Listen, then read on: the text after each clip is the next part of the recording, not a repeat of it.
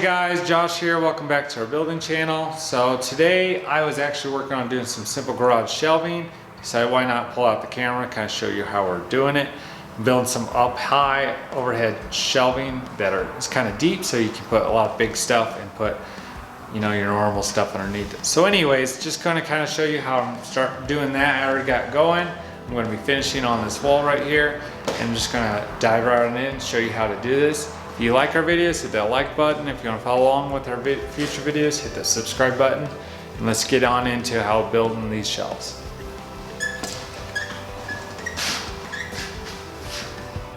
Okay, so first thing I'm going to do is I want to make sure I know the height of my shelf. So I got tall ceilings, so I can afford to come down a little bit more. But I wanted 30-inch clearance from the shelving to the ceiling. So I came down 31. Which when it gets the shelving material that's 3/4, it'll basically be 30. So I find my elevation, and then use a level, which I already did. And then just come up here and mark it all the way around the perimeter where you want to actually do your shelving. It's a lot easier now. So I went ahead and did that. I actually used a snap line, like a chalk line. Measure down each end, snap, it's way faster. So after that, you want to find out where your stud pattern is, which I got 16-inch on center studs. So most new homes are all going to be 16s. Sometimes they could be 2 foots. Some of the older homes can be 2 foots, but you can either use stud finder or another handy way to figure it out.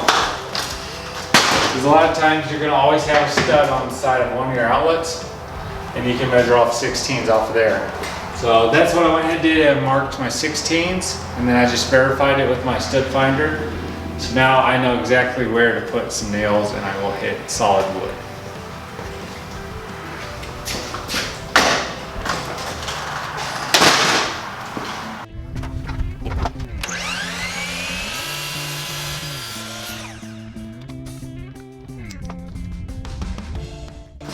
Okay, so I know that I'm using 4x8 sheets for my shelving, so I'm going to rip them in half on a table saw, but I know I need my cleating to go from wherever that 8-foot sheet starts from there to here, so go up here, I'm going to go ahead and measure over 8 foot.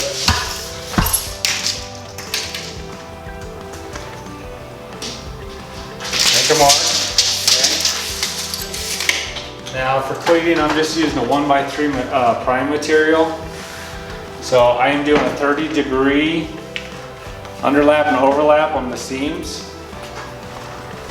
Making sure to put the seams on a stud so I can always nail it here and keep them tight together. When hold it there, come over here where I want it to terminate, make a pencil mark, gonna go cut it on the saw. Okay, so I got my cleaning ready. I just like to put a little bit of glue on the overlaps, so I'm just going to put a little bit of construction adhesive. Wood glue works fine too. And I am just using a 16-inch brad nailer with 2.5-inch nails, which by the time I go through the material and the drywall, it'll go in about 1.25 inches, which is just right since it's a 2x6 wall. If it's a 2x4 wall, you might want to go shorter nails.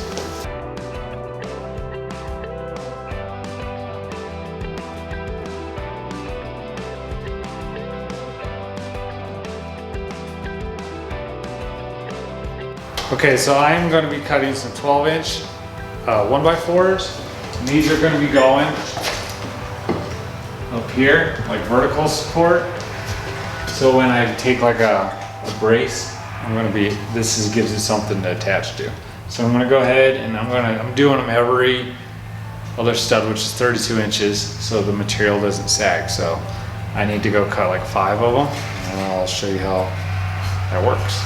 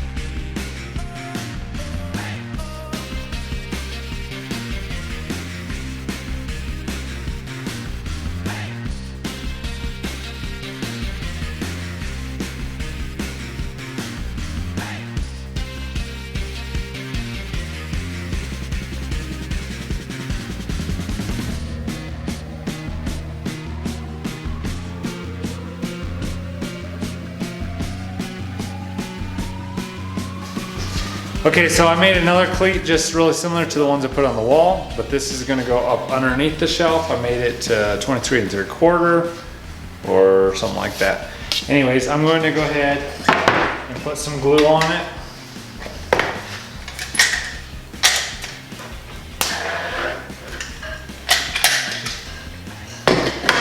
And then I'm using a narrow crown stapler because it holds a little bit better than just pin nails or rad nails. And I'm going to put one here where the seam overlaps. I'm actually going to put one every place there is a wall cleat. But I'm going to put this one on now.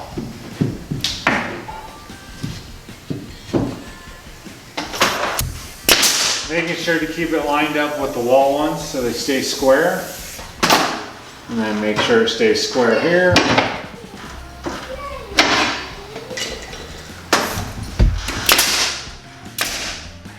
So instead of plywood or any other kind of material, I'm choosing to use melamine, which partially it has not price increased like all other plywood has. So anyways, it's core wood, like sandwiched in like a hard coating material. It actually works really well.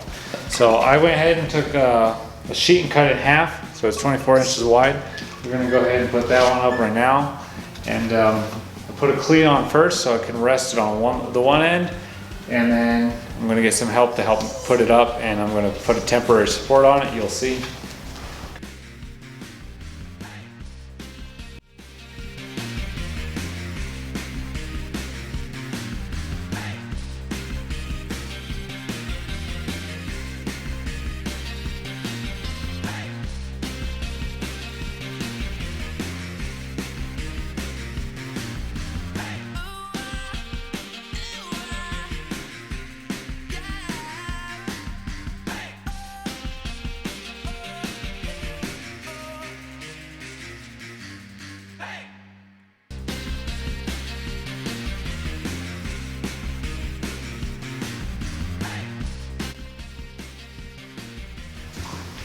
Okay, so for my angle braces, just to support it, I'm going to use a wood 2x2. I cut it on a 60 degrees here and a 30 degree here, just so I give less angle and gives me more headroom.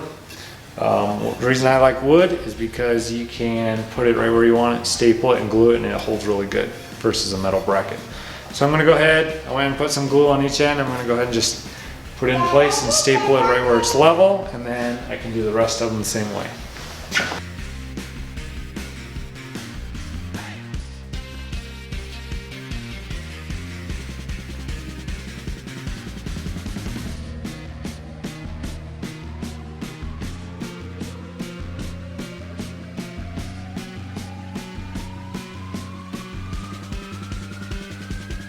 Let's go.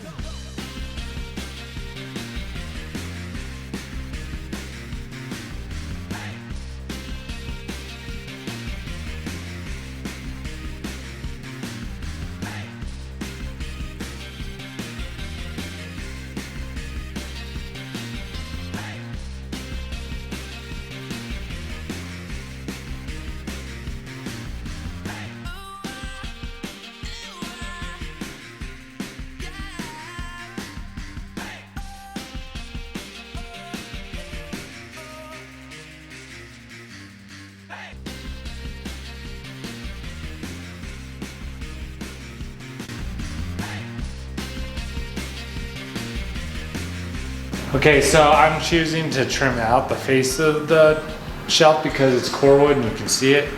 There's different ways to do that, but I'm just going to take a 1x2 and a miter them together, and I'm just going to trim it out, and then we'll be about done.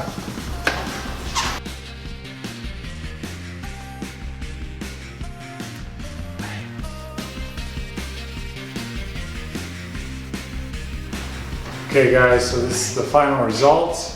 I got all painted thanks to my wife. They look great. So this is just a way to add some simple shelves. Hopefully this video helped you. If it does, hit that like button. Subscribe if you want to follow on for more. Till next time guys, Josh out.